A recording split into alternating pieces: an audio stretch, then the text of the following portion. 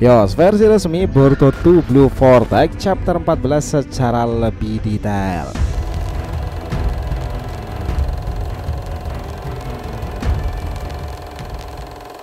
Nah, kehebahan Boruto sekarang ini setelah dia itu ditangkap oleh desa Konoha sendiri ya. Informasi tentangnya yang dipukul oleh Ibiki Morino dan juga kaburnya karena Mitsuki yang merencanakan sesuatu nih. Wow, ini chapter sungguh excited sih. Kita sendiri juga baru pertama kali ngebaca dan menulis chapter ini ya secara lengkap karena beberapa hari ada kegiatan. Jadi kita agak sedikit lambat. Tapi sekarang versi resmi Manga Plus akan kita tahu lebih akurat bersama-sama. Seperti yang kita tahu ya nakama, bahwa Kashin Koji benar-benar memainkan peranan besarnya di sini meskipun secara eksplisit dan belum terlalu kelihatan. Koji serasa membuat kisah Two Blue Vortex ini lebih menggelora lagi. Ketambahan dia adalah ninja spesial memiliki kemampuan Dewa Shibai. Nah, yang wajib dicermati pula sekarang, apakah Kashin Koji ini akan kedatangan seseorang seperti Orochimaru atau Kashin Koji akan mendapatkan masalah serius nantinya, karena Boruto tidak mau membocorkan rahasia tentangnya pula loh ketika Ryuei Gojubi sudah terbangun pula dari buah durinya itu. Nah, ini menarik. Yuk kita jelaskan lebih rinci lengkap mulai dari sini.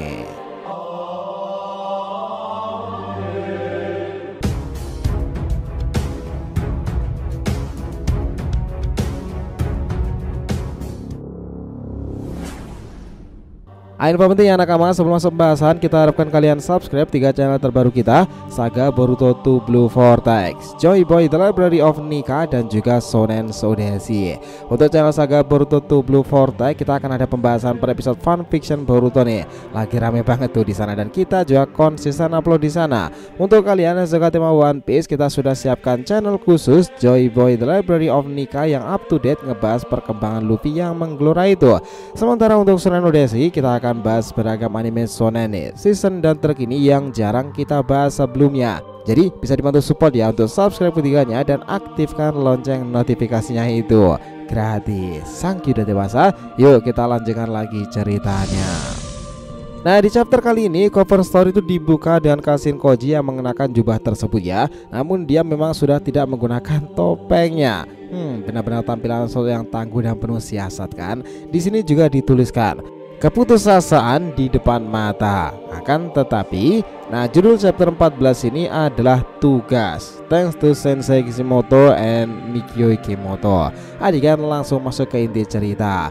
Prolognya berbunyi, sang buronan yang ditahan dan dicap sebagai pemberontak pembunuh Hokage. Interogasi terhadap Boruto dimulai. Lalu wajah Boruto yang terlihat lesu, dia kemudian menatap dua orang di depannya, Sarutobi Konohamaru dan juga Ibiki Morino. Konohamaru lalu berkata, sepertinya kau sudah sadar ya, tak perlu khawatir, luka di perutmu sudah kami sembuhkan. Boruto yang masih di borgol itu, Konohamaru lalu mengatakan lagi, itu borgol penyegel buatan Amado. Sekalipun kau berhasil membuat segel, kau tak akan bisa mengaktifkan jurus. Kau juga tak akan bisa memakai perpindahan ruang dan waktu keahlianmu itu. Meskipun memakai sistem kontrol elektronik, borgol itu dirancang agar tahan terhadap benturan apapun. Jadi jangan coba-coba menghancurkannya ya. Yang ada kau hanya akan melukai lenganmu nanti. Boruto memandangnya secara serius. Dia kemudian berkata, apa yang lainnya baik-baik saja, bagaimana dengan musuh? Konohamaru menjawab, mereka itu menghilang. Untuk saat ini kami tidak menemukan reaksi cakra dari mereka di desa dan di sekitarnya. Meski beberapa teman kami terbunuh dalam kejadian kali ini. Sarada dan Himawari yang jadi incaran mereka dan trio Inoshikacho itu baik-baik saja. Nah, panel langsung berpindah pada Sakura yang menyembuhkan Inojin tersebut. Dia serasa mengenakan bola gelembung untuk tambah meredakan sakit yang dialami Inojin ya. Sakura kemudian berkata seperti ini, hebat, lukanya itu tertutup sempurna, seolah-olah tubuhnya tidak pernah tertusuk sama sekali. Di ruangan itu ternyata ada rekan lainnya seperti Shikade, Chocho, dan Himawari sendiri serta Inoyama Nakaso. Chocho lalu berkata, kalau begitu apakah dia sudah tidak apa-apa? Soalnya dia sama sekali tidak bereaksi. Apa kesadarannya bisa kembali lagi? Nah, Sakura itu melanjutkan, sepertinya aliran cakranya sempat terputus, tetapi tidak apa-apa. Kalau aliran cakranya kembali normal, perlahan dia akan siuman. Membawanya ke rumah sakit adalah keputusan yang tepat. Syukurlah. Nah, Inoyama Naga menatap putranya itu dengan sangat sedih ya karena kondisi sekarang, tetapi dia juga bersyukur Inojin itu masih baik-baik saja. Panel langsung berpindah lagi ke Boruto, Konohamaru, dan juga Ibiki Morino ya. Nah Boruto, akhirnya kita bisa mengobrol dengan santai kan? Ada begitu banyak hal yang mau kami tanyakan. Boruto menatapnya, namun Shin berpindah duluan ke dua tetua Konoha yang masih hidup itu, Koharu Utane dan juga Homura. Mereka bicarakan soal Boruto. Pertama-tama soal mereka yang menyerang Konoha. Siapa sebenarnya mereka itu? Belum menjawab tentang itu, Shikamaru melihat Boruto dari luar ruangan. Dia mendengarkan percakapan antara ketiganya. Kenapa mereka mengincar Sarada dan Himawari? Shikamaru juga ikut penasaran. Di ruangan lain, Eida, Demon dan juga Kawaki itu sedang berdiskusi. Dia melihat dengan Senrigannya itu, interogasi Boruto sudah dimulai. Kawaki terdiam dan Demon berkata, bukankah ini gawat Kawaki? Apa yang akan kau lakukan? Si Boruto bisa aja menceritakan semuanya pada mereka loh. Demon terus mengatakan, meski aku rasa tidak akan ada orang yang percaya kalau posisi kalian tertukar. Apa reaksi mereka begitu tahu kalau bagian Boruto membunuh Hokage itu hanyalah kebohongan yang kau buat saja? Senrigan Eida itu begitu tajam melihat mereka dan dia berkata, aku sudah bilang jangan membicarakan soal itu kan Daimon, jangan jahili Kawaki. Kawaki lalu melanjutkan lagi, tidak akan ada yang berubah. Apapun yang dia katakan tidak mengubah kenyataan bahwa dialah penyebab dari menghilangnya Hokage ke-7. Otsutsuki berbahaya yang bisa lepas kendali kapan saja. Itulah dia sekarang. Cepat atau lambat tidak ada pilihan lain selain membunuhnya. Tapi sebelum itu terjadi, kita perlu menggali informasi yang dia punya untuk mengatasi para monster misterius itu. Nah, dan tiba-tiba Mitsuki mendengarkan percakapan itu. Ini orang luar biasa banget cuy. Dia menyeramkan, bergerak merepotkan kan.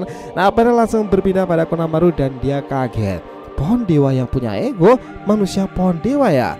Ya, Boruto menjawab, mereka adalah refleksi dari cakra orang-orang yang dilahap Kyuubi dan menjadi pohon. Dari yang kita lawan tadi menjadikan Paman Sasuke sebagai modelnya. Aku juga sudah mengkonfirmasi ada musuh bernama Matsuri yang menjadikan guru Moegi sebagai modelnya. Matsuri?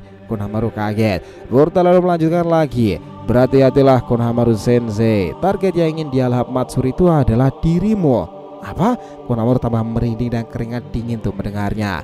Di sini sepertinya Amado itu berbicara entah bersama Konohamaru Ibiki atau dengan para tetua ya. Sepertinya dia masih bersama para tetua sih. Dia berkata pula untuk menambahkan informasi Boruto. Tujuan awal Kyuubi yaitu melahap Otsutsuki menjadi pohon dewa, lalu menancapkan akarnya ke daratan. Itu mereka lakukan untuk menyerap nyawa planet dan menghasilkan buah cakra. Mereka mengetahui hal itu secara naluriah. Amado masih menambahkan lagi, tetapi sekarang mereka sudah mendapatkan akal. Kita tak bisa menganggap mereka sekedar binatang buas kan, yang hanya bisa bertindak mengikuti naluri. Biasanya rasa ingin tahu yang tinggi menuntut perubahan emosi dan pengetahuan baru berdasarkan pengalaman. Dengan kata lain, informasi kemungkinan yang mereka inginkan. Konohamaru juga kaget mendengarkan penjelasan itu. Informasi? Ibiki masih mendengarkan dengan serius ya. Konohamaru menatap Boruto dan melanjutkan lagi. Maksudmu mereka mencoba mendapatkan informasi dengan melahap Sarada, Himawari dan juga aku ya? Nah, pernyataan Amado tepat di sana pula ya. Boruto juga merespon, kemungkinan seperti itu. Jurah ketua yang menyatukan mereka mengarahkan untuk melakukan itu. Dia itu istimewa. Eksistensinya tidak berdasarkan model seperti Paman Sasuke dan Moegi Sensei. Dia adalah inkarnasi dari Kyuubi itu sendiri. Bisa dibilang dia adalah sumber masalah dari bahaya yang sedang kita hadapi. Nah, ternyata benar ya, di sini Amado itu masih berbicara kepada dua tetua desa Konoha itu. Namun panel juga langsung mengarah pada Boruto sendiri. Singkat cerita, jika Jura bisa ditumbangkan, bisa dibilang planet ini selamat dari bahaya tersebut. Shikamaru yang mendengarnya itu juga keringat dingin tuh. Kenapa? Kenapa kau bisa begitu yakin? Konohamaru tuh bertanya. Boruto menatapnya dengan serius. Kenapa kau bisa tahu soal itu? Bagaimana caranya kau mendapatkan informasi? Ibiki menatapnya. Jawablah Boruto, kami akan memutuskan percaya atau tidak pada ceritamu. Setelah mendengarkan jawabanmu, Boruto lalu membuka mulutnya lagi dan berbicara. Sumber informasiku adalah seorang pria. Tapi maaf, aku tidak bisa memberitahukan identitasnya. Apa? Mereka semuanya itu kaget. Nah, sob, kayaknya pembicaraan Boruto, Konohamaru dan Ibiki itu memang bisa didengarkan oleh Amado dan para tetua juga loh. Mungkin mereka menggunakan transmisi atau alat apapun lah. Dia Amado lalu membatin. Kayaknya dia paham siapa yang bisa mengetahui informasi besar ini dan mengatur siasat dengan rapi. Tentu Amado memikirkan kolega lamanya Kashin Koji kan. Nah, Kashin Koji menunggu siap beraksi di chapter-chapter mendatang. Boruto masih mengatakan dia tidak ingin identitasnya diketahui demi keamanannya sendiri. Konohamaru lalu melanjutkan lagi. Tidak bisa begitu. Kau pikir omong kosong seorang buronan pengkhianat desa akan kami percaya semudah itu ya? Boruto merespon. Sama saja kan, kalian mengincar nyawaku. Kalian hanya membiarkanku hidup karena aku punya informasi, bukankah begitu? Nah, Homura si tetua berkata, jangan lanjang kau pemberontak. Shikamaru yang menyaksikan itu berkeringat dingin. Boruto melihat mereka dan Homura melanjutkan lagi, apapun yang diincar para monster itu, langkah yang akan diambil Konoha tidak akan berubah. Kami akan menyingkirkan elemen musuh dengan sekuat tenaga. Hanya itu. Tentu saja kau termasuk salah satunya, Boruto si pemberontak. Tidak peduli apa yang kau katakan atau tidak kau katakan, yang manapun itu, jangan harap kau bisa keluar dari ruangan itu dalam keadaan hidup-hidup. Shikamaru tidak menggerakkan bibirnya itu. Sekarang ini kau harus juga ikut nimbrung. Boruto, untuk itu aku bertanya kepadamu, bicaralah dari lubuk hatimu ya. Tergantung jawaban yang kau berikan, kami bisa saja membunuhmu tanpa penderitaan. Jawablah Boruto, kenapa kau membunuh Hokage ke-7, Naruto Uzumaki? Nah, Shikamaru mendengarkan itu dia teringat jawabannya dahulu ya. Aku mengerti perasaanmu, tapi Boruto, kalau kau tidak bermaksud membunuh Kawaki, soal Naruto aku ingin memintamu untuk tetap menjadi kambing hitam. Selama pengaruh berpusat pada Kawaki, aku tidak ingin membuatnya merasa dicurigai. Dengan kata lain, untuk sekarang ini kita tidak bisa membiarkan apa yang telah dia lakukan terungkap pula. Kau tetap akan kami perlakukan seperti buronan. Apa kau tidak masalah dengan itu semuanya? Boruto kala itu menjawab, tidak masalah, sejak awal aku bermaksud begitu. Lalu Shikamaru dikejutkan pada jawaban Boruto dan langsung memegangi telinganya itu untuk mendengar informasi mereka bertiga. Apa? Pengaruh yang berpusat pada Kawaki? Pengaruh apa? Atas dasar apa aku mempercayai Boruto itu? Lalu Shikamaru dikejutkan pada jawaban Boruto dan langsung memegangi telinganya itu untuk mendengar informasi mereka bertiga. Apa? Pengaruh yang berpusat pada Kawaki?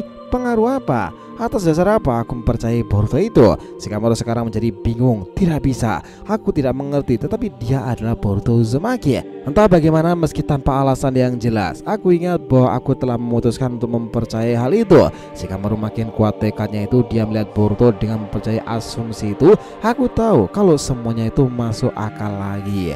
Boruto Uzumaki, aku tidak bisa membiarkannya mati di tempat seperti ini. Boruto melihat mereka dan berkata lagi, aku tidak membunuhnya. Hokage ke-7 dan istrinya masih hidup. Mereka baik-baik saja dan berada di tempat yang aman. Konohamaru kaget dan mengeluarkan keringat nih. Apa? Hibiki Morino juga kaget. Amado dengan ngebel itu mendengarkannya dengan seksama ya. Eida melihatnya dengan senrigan miliknya itu. Lalu Koharu Utane berkata seperti ini, kupikir kau akan bicara apa? Baik-baik saja di tempat yang aman. Katakan di mana itu? Kenapa dia harus bersembunyi? Boruto lalu memandangi suara itu dan berkata, aku tidak berniat mengatakannya. Eida mendengarkannya itu dan melihatnya dengan senri gambirnya begitu intens memandangi Boruto dari balik ruangan bersama Daemon Kawaki. Di ruangan tersebut mendengarkan penjelasan Boruto, Kawaki itu memandangi atas sana nih, dan sepertinya tuh orang masih sedang berpikir ya sob. Karena Kawaki sebelum mengetahui kata yang bekerja sama dengan Boruto itu memang punya sikap Shin Koji. Shin kemudian berpindah lagi pada tetua Konagakure itu. Mereka berbicara seperti ini, di saat seperti ini kau masih membual ya? Aku tidak tahu harus bilang apa lagi padamu. Boruto lalu dengan cepat menjawabnya, aku hanya bilang kalau aku tidak berniat membicarakannya dengan kalian. Sama sekali tidak ada kebohongan dalam apa yang kukatakan. Amado yang masih tetap dalam kondisi ngebul itu sob, dia sepertinya sudah bisa menyimpulkan sesuatu. Homura si tetua old school itu bertanya lagi, hei bocah, kau begitu ingin mati menderita ya? Di sini Ibiki mendekati dan berkata, tekadmu itu boleh juga, memang harus seperti itu. Dia memegangi tangannya dan melanjutkan, dan akhirnya kita bisa memulai interogasi yang sebenarnya. Ya kan, bukankah begitu Boruto? Tiba-tiba sambil melihat mereka itu, Shikamaru memanggil Ino Yamanaka dalam panggilan Shinten Shinojutsu Private. Ino, ini aku. Bagaimana kondisi Inojin? Dia menjawab, ya dia baik-baik saja, masih tidur sih tapi dia sudah stabil. Oh jadi begitu ya, syukurlah. Ino langsung bertanya balik, sudahlah langsung saja ke topik utamanya. Ini tentang Boruto kan? Dia Shikamaru menjawab, ya situasinya gawat. Seperti biasa aku ingin bicara dengannya secara rahasia. Tolong sambungkan komunikasi ini pada dia sekarang juga. Ino kemudian berkata, apa ini perintah sebagai Hokage? Ino, dia Ino menjawab lagi. Aku sudah bilang kan, penggunaan Shinten Shino Jutsu secara personal itu melanggar peraturan. Aku juga punya kewajiban untuk melapor isi dari setiap komunikasi yang terjadi. Bahkan dengan kita bicara seperti ini pun, kita sudah melanggar 5 peraturan itu loh. Shikamaru masih bersikeras. Aku sudah bilang kan, ini misi super rahasia, hanya kau yang bisa melakukannya. Ino mengatakan, aku ini khawatir padamu Shikamaru. Kenapa kau sampai sebegitunya membantu dia tersebut? Aku sama sekali tidak paham jalan pikiranmu. Ino, aku paham bahwa ini sulit dipercaya, tapi kumohon percayalah padaku. Aku butuh bantuanmu. Ini bukan perintah sebagai Hokage, melainkan permohonan sebagai seorang teman. Dia Ino melihat ke arah putranya Inoji dan mulai berkata, dinginkan kepalamu Shikamaru. Kita tidak boleh terus melanjutkan hal seperti ini. Maaf, tapi kali ini aku tidak bisa membantumu. Shikamaru bereaksi. Tunggu Ino. Di sini nih, di scene lain langsung berganti lagi pada Boruto ya. Ibiki Morino langsung berkata, kalau benar Hokage ke-7 baik-baik saja, cepat katakan di mana dia. Kalau kau tidak bisa mengatakannya, tentu saja alasanmu tidak dapat diterima. Kau hanya akan mati dengan dicap sebagai pemberontak pembunuh Hokage. Tiba-tiba, dar, Hibiki mengayunkan kepala Boruto ke meja tersebut hingga cukup tergores tuh. Dia berkata, dengar ya Boruto, selama 3 tahun ini aku sudah gatal ingin mengajarmu yang sudah membunuh Naruto itu. Boruto dengan santai merespon, senggang sekali waktumu itu. Aku jadi iri. Hibiki memukul wajah Boruto lagi dengan sangat keras. Shikamaru melihat itu jadi keringat dingin karena Ibiki terus saja memukuli Boruto hingga membuatnya itu berdarah di sana nih. Nah di sini Ibiki berkata lagi, ekspresi yang cukup bagus, tapi kira-kira sampai kapan kau bisa bertahan? Shikamaru merespon dari luar, Ibiki cukup, percuma, dia bukan orang yang akan membuka mulutnya karena rasa sakit. Ibiki dan Konohamaru menoleh. Shikamaru berkata lagi, kita pakai racun, panggil Mitsuki ke sini. Konohamaru itu berkata, Hokage ke-8 itu tidak bisa. Mitsuki sangat ingin membunuhnya. Bisa-bisa dia langsung membunuhnya begitu melihat wajahnya kan. Kalau sudah begitu bukan interogasi lagi. Namun Boruto menatap Shikamaru dan Shikamaru bilang, tidak masalah, biarkan aku yang bertanggung jawab. Cepat panggilkan dia. Eida melihatnya dengan sendirian. Dia lalu berkata, Boruto sepertinya tidak berniat menceritakan pada mereka tentang apa yang Kawaki lakukan. Apa? Kawaki kaget. Kelihatannya dia berusaha melindungi posisimu di Konoha sendiri. Kawaki heran dan cukup terkesan di sana ya. Demon yang bingung itu bertanya, apa maksudnya itu? Kenapa dia berbuat seperti itu? Aku tidak paham dengan jalan pikirannya. Kawaki menjadi penasaran sekarang ini nih. Dan tiba-tiba saat itu Shikamaru sedang menggunakan sidik jarinya dan membukakan jalan. Masuklah Mitsuki, kita adalah shinobi, lalu ini adalah misi. Kuasai perasaanmu lalu laksanakanlah tugasmu, mengerti? Mitsuki memandangi Shikamaru dengan serius. Dia kemudian membuka pintu masuk itu dan sang pemburu berdarah dingin kedua telah masuk ruangan. So, Konohamaru sebenarnya mengkhawatirkan mereka bertemu. Dia Mitsuki melihat Boruto dengan kondisi cukup bonyok mukanya itu. Konohamaru lanjut mewanti-wanti ya, dengar ya Mitsuki, dia adalah saksi yang berharga. Ada kemungkinan dia menyembunyikan informasi yang berharga bagi Konoha sendiri. Tujuan kita itu adalah menggali informasi itu. Jangan sampai kau membunuhnya. Mitsuki yang terlihat serius itu memandangi Boruto. Boruto berkata, oi Mitsuki, apa kau masih mencari mataharimu seperti orang bodoh itu ya? Gelar ruangan itu menjadi panik. Mitsuki tiba-tiba meledakkan Sage modenya. Hibiki dan Konohamaru tak bisa berbuat banyak secepat itu ya. Duaks, tiba-tiba dengan sangat cepat itu Mitsuki sudah menekan leher Boruto. Mitsuki, Konohamaru berteriak. Mitsuki berkata sambil marah, cuma itu yang ingin kau katakan ya, dasar pemberontak tak tahu terima kasih.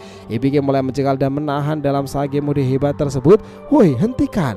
Nah disinilah siasat Mitsuki. Dia memang ingin membuat Boruto kabur dari tempat itu.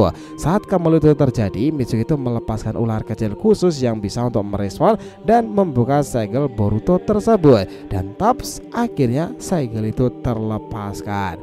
Di sini Boruto melihat momentum itu ya.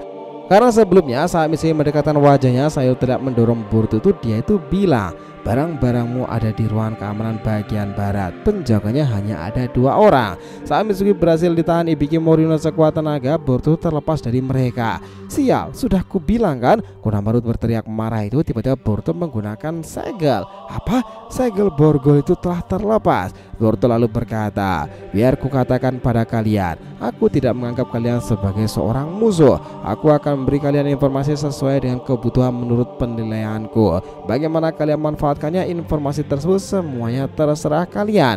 Hiraisin no Jutsu. Celing, Boruto menghilang dengan teknik terbang dewa petirnya dan borgol itu terjatuh di sana. Konohamaru masih tak percaya. Woi, yang benar saja, borgol penyegelannya bisa terlepas. Mereka berkata, "Cih, bukankah benda itu seharusnya tahan terhadap benturan sekuat apapun?" Amado sialan, ternyata itu cuma omong kosong ya. Konohamaru di sini berkata, "Jangan-jangan Mitsuki yang membukanya pula." Tidak, itu mustahil. Yang tahu 4 digit kode pembuka kuncinya hanya aku, Ibiki, dan juga Hokage ke-8. Lagi pula Mitsuki tidak punya alasan untuk menyelamatkan Boruto kan? Nah, disinilah jawabannya sob. Sebelumnya Mitsuki juga kaget karena Shikamaru telah memberikan sebuah catatan kertas untuk Mitsuki sendiri dan itu tertuliskan 4306. Shikamaru telah mempertaruhkan posisinya sebagai Hokage ke-8. Setelah itu panel langsung berganti lagi ya. Boruto sudah berpindah ke dalam ruangan tersebut dan mengejutkan 2 orang penjagaan tersebut. Boruto lalu berkata, "Tenang saja, ini bukanlah salah kalian." Tunggu. Nah, di sini panel kembali lagi pada Konohamaru ya, Ibiki dan Mitsuki. Dia berkata si Mitsuki itu seperti ini, "Maaf Konohamaru Sensei, aku terbawa emosi." Konohamaru melihat itu dan berkata, "Apa boleh buat, yang memintamu datang ke sini adalah Hokage ke-8." Nah, Konohamaru sang tetua itu merespon seperti ini. "Ini kesalahan sangat besar. Peluang emas kita untuk menghabisinya jadi hilang begitu saja kan?" Shikamaru lalu melanjutkan lagi, "Saya mohon maaf, kami akan segera mencarinya." Nah, Konohamaru itu berkata, "Tuan Tanah pasti marah besar. Berhati-hatilah Shikamaru. Kejadian kali ini akan mempengaruhimu di kemudian hari." Setelah itu di ruang Hokage, Shikamaru yang sudah ada di sana, dia menatap jendela sambil sebat serilek gitu ya sob. Tiba-tiba terdengar suara, "Minggir, kalian ini, kami juga mau berteriak loh. Kami cuma mau bicara kok." Shikamaru menoleh, "Berisik sekali, biarkan mereka itu masuk." Sarada lalu merespon, "Hokage ke-8, interogasi Boruto jadi bagaimana?" Shikamaru menjawab, "Boruto, dia melarikan diri." Sarada kaget, "Hah?" Setelah itu Shikamaru ada pesan, "Tuan Hokage ke-8, ada pesan darurat dari Tuan Kankuro di desa Sunagakure." Dia menjawab, "Aku ada di ruang Hokage, sambungan ke panggilan langsung sekarang juga." Di desa Sunagakure sendiri, dia Kankuro langsung mengatakan, "Sudah lama tidak bicara Shikamaru, maaf tiba-tiba. Ada apa Kankuro?" Dia menjawab, "Ada yang datang menyerang Gaara dan putra angkatnya Shinki itu." "Apa?" "Untungnya mereka berdua masih hidup, tetapi kondisi Shinki saat ini gejalanya seperti pohon itu. Lengkapnya akan kujelaskan nanti. Maaf kalau belak-belakan, tetapi kami membutuhkan kalian lagi." Di sini dalam panel akhir itu akhirnya sosok Ego Jubi baru muncul sob. Penampilannya mengesankan dan terlihat sangatlah kuat. Para ego lainnya berkata, "Akhirnya kau bangun juga ya. Bagaimana kondisimu, Ryu?" Ya, Ego Jubi itu bernama Ryu sob. Nah, dia mengakhiri chapter 14 kali ini. Dan chapter ini ke depan bakal lebih menarik lagi kan, karena tertuliskan sebuah prolog akhirnya. Kekuatan tempur para manusia pohon dewa bertambah sekarang. Apa yang sebenarnya terjadi di desa Sunagakure itu? Nah, ceritanya selesai sampai di situ. Jadi itulah tadi ya pembahasan kita mengenai full detail resmi Boruto 2 Blue Vortex chapter 14 terbarunya itu. Oh ya, jangan lupa ya untuk subscribe juga channel terbaru kita tadi ya teman-teman, Saga Boruto 2 Blue Vortex, Joy Boy The Library of Nika, dan juga Shonen Sodesi. Nah, kita lanjutkan lagi next time, oke? Jadi jangan ditanyakan, silakan ya, feel free tulis di kolom komentar di bawah ini. Thanks ya telah menonton video ini sampai akhir, and we'll be come back again.